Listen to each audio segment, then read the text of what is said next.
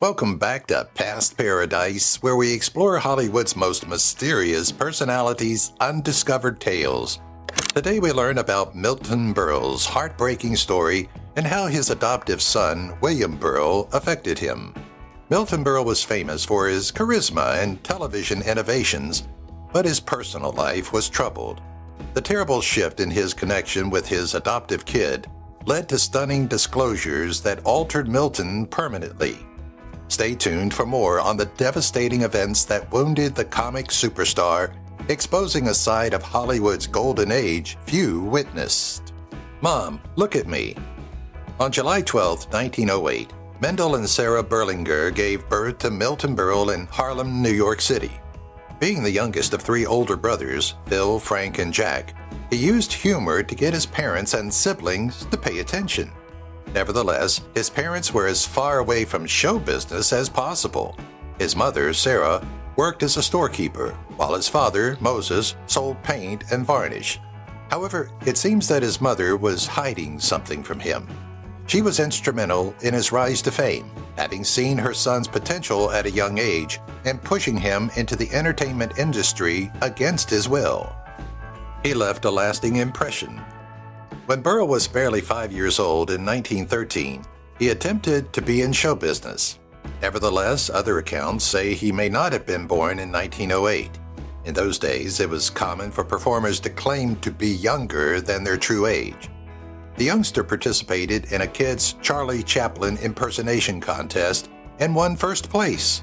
He went on to portray Buster Brown for Buster Brown Shoes and became a child model. But his demanding mother was desperate to turn her golden child into a celebrity for reasons that would become evident shortly. As expected, they quickly succeeded with his first silent film appearance. Quiet film star.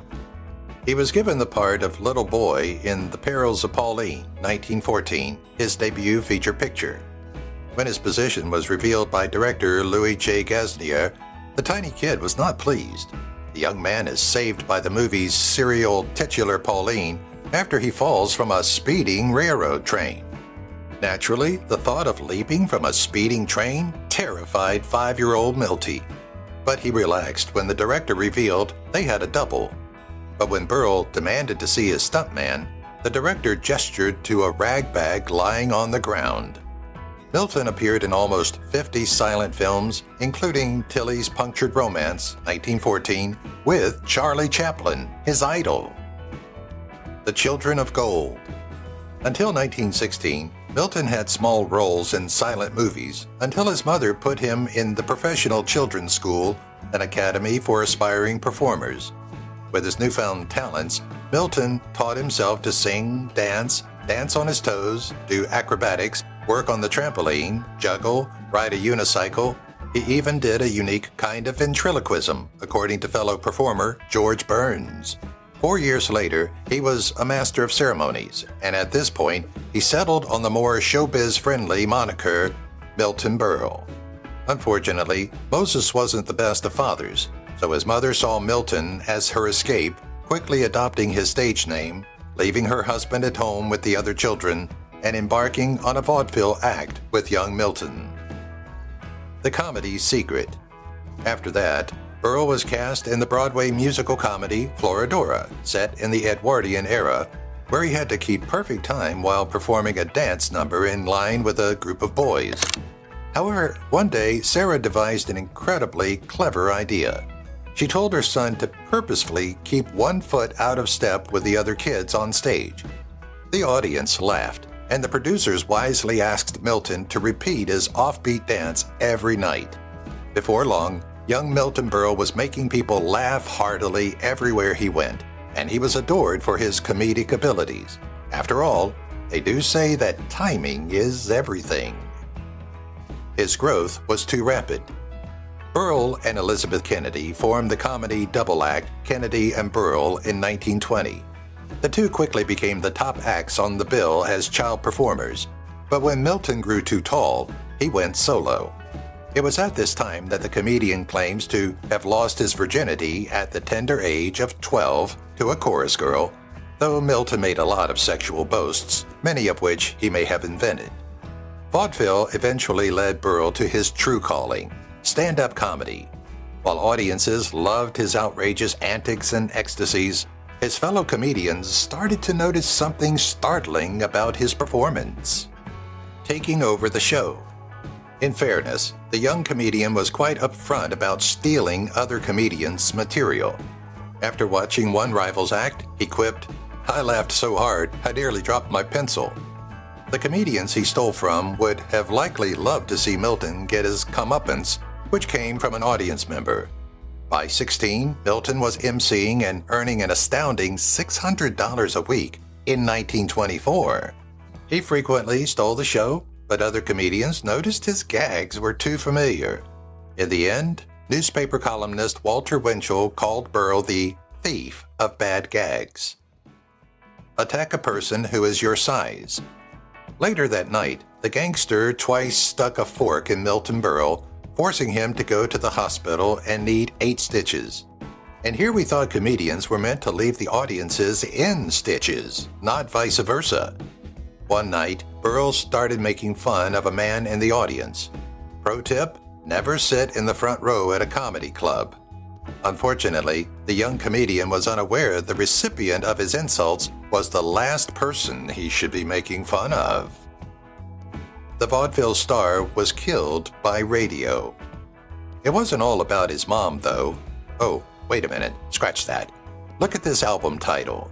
From 1934 to 1937, Berle frequently made guest appearances on the Rudy Valley Hour and as a regular on CBS's Sunday night comedy variety program, the Gillette Original Community Sing.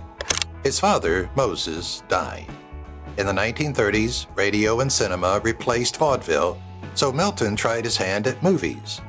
After appearing on Broadway in Earl Carroll's Vanities, 1932, film producer Jack White cast him in Poppin' the Cork, 1933, a topical musical comedy about the recently repealed prohibition laws.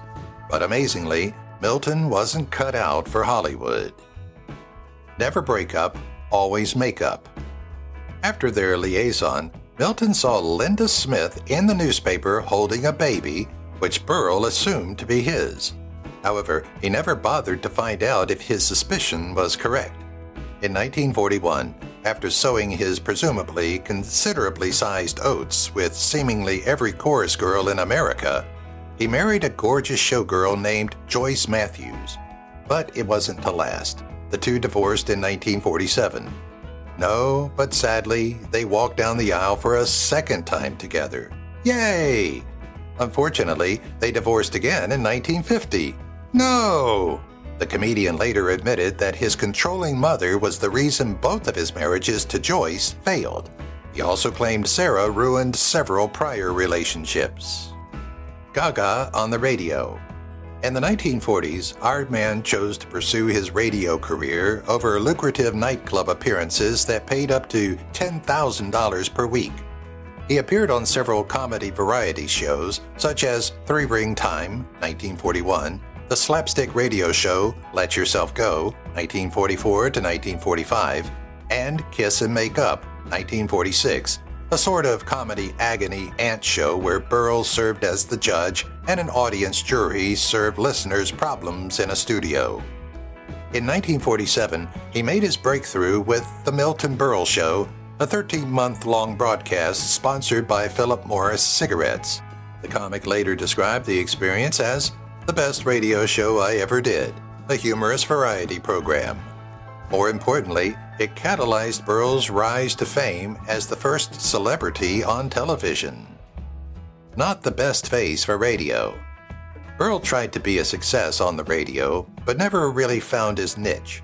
Amongst his rapid-fire delivery and one-liners, his trademark comedy style was all slapstick gestures, pratfalls, spit takes, and facial contortions. No costume was too outlandish, and no stunt was too daft. There was just one tiny problem. This physical humor was invisible to radio listeners. Burles' act was tailor-made to be seen, not just heard.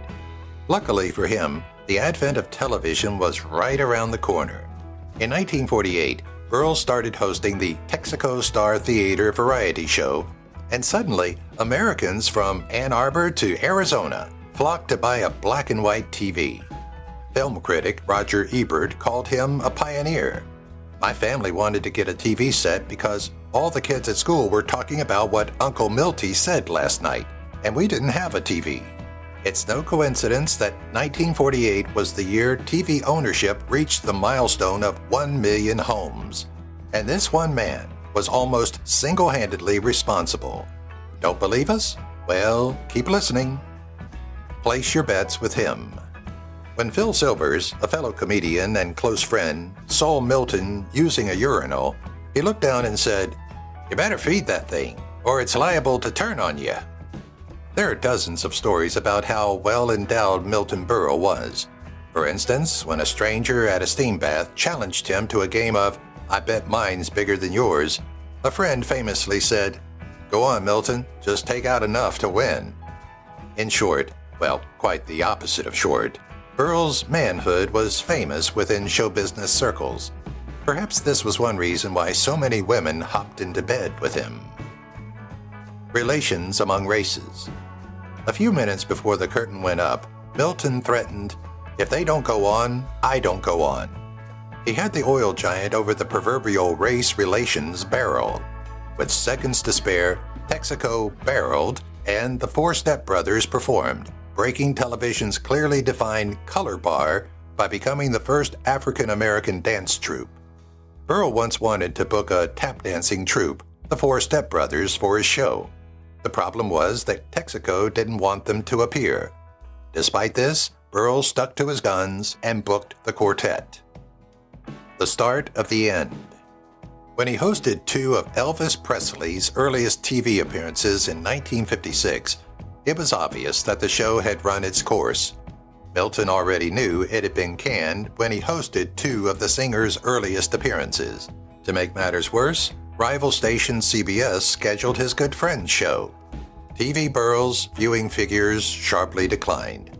Critic W.J. Weatherby wrote that Burls' gags were no longer working, that he was trying too hard, and that audiences wouldn't eat it up like they used to.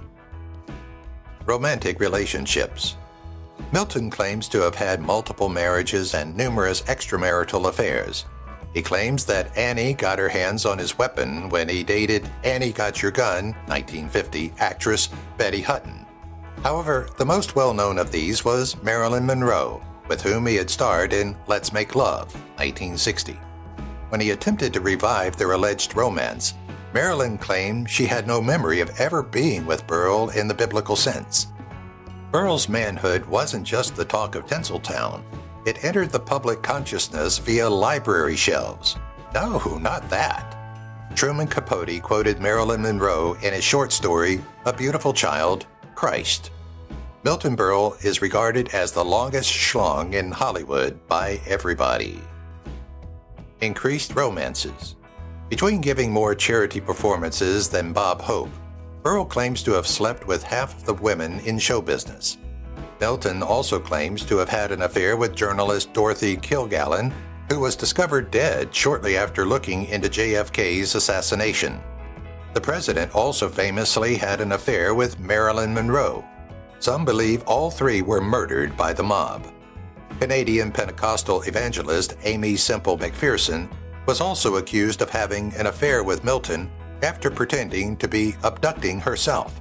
However, Sister Amy angrily denied the accusation.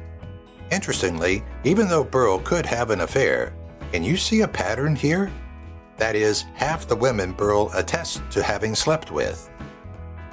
Adore kids. One woman who couldn't deny an affair with Milton Berle was showgirl Junior Standish. In 1951, she gave birth to Berle's love child, Bobby. Growing up, Bob Williams believed big band singer Gene Williams, whom his mother married shortly after her romance with Berle ended, was his father. William also believed his Uncle Milty was just a family member who would send for the boy from Las Vegas a couple of times yearly. Milton eventually told Bob he was his father in 1984, and it wasn't a loving relationship after that. However, Bob isn't Berle's only alleged love child. His imaginatively titled autobiography, Milton Berle, An Autobiography, 1974, tells of an earlier child, Larry, who was born in the 1930s to an unnamed starlet who wanted to get ahead. It's unclear if this is the aforementioned Linda Smith or not. By the 1990s, Larry had long been a Hollywood power broker, but never found out Berle was his father. Of course, Milton may have made it up to sell more copies of his book. King of Comebacks. Following his health scare, with Las Vegas gigs and a made-for-TV movie called Side by Side, 1988, alongside comedian legend and friend Sid Caesar, about two old-timers revitalizing their showbiz careers, Berle underwent a quadruple heart bypass in 1985. Rather than slowing him down, the surgery seemed to rejuvenate him and revitalize his career. He also returned to radio on The Howard Stern Show, if you can call what happened next radio. Misfortune. With Sarah having died so long ago, Milton had been free to choose who he wanted to be with for 35 years. 2 years later, he married fashion designer Lorna Adams, who was 30 years his junior despite being 50. They settled down, and in his autumn years, Milton followed Christian Science and subsequently characterized himself as a Jew and a Christian Scientist. Fellow Jewish comedian and former Tonight Show host Jack Parr joked, "Our loss is their loss." Ruth Cosgrove tragically passed away from cancer in 1989. The same year, Berle opened up about his mother's negative influence on his love life. A horrible father. In 1999, Berle's adopted son, William, wrote a tell-all memoir called My Father, Uncle Milty. William rattled off a long list of grievances against his estranged old man, mostly that his father showed little interest in his life. But William did go into detail about one rather disturbing story. He wrote that his father paid for him to lose his virginity to a sex worker. Gee, thanks, Dad. As his father aged, William enjoyed poking fun at him, even going so far as to label him a pathetic has-been. He even described the many layers of his makeup his dad would hide behind in his old age. And what was Berle's response to his son's memoir?